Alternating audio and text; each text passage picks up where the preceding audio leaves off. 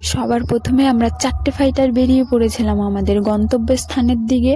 সেখানে পৌঁছাতে পৌঁছাতে আমাদের সামনে পড়লো ইয়া বড় একটা ব্রিজ, যে ব্রিজটা আমরা চোখ বন্ধ করে পার করতে পারবো, কিন্তু আমরা চোখ খুলে যদি পার করি তাহলে আমরা যে সোজা পড়বো এই সমুদ্রের মধ্যে।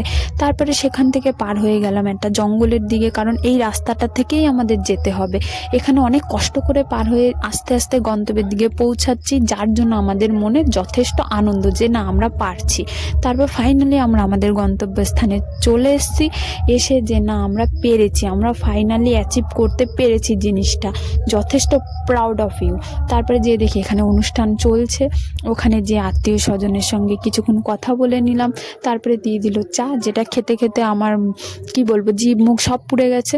তারপর আমরা ফাইনালি আমাদের অ্যাচিভমেন্টের দিকে চলে গেছি, যেহেতু এই খাওয়াটা এটার জন্যই তো এত কষ্ট করেছি।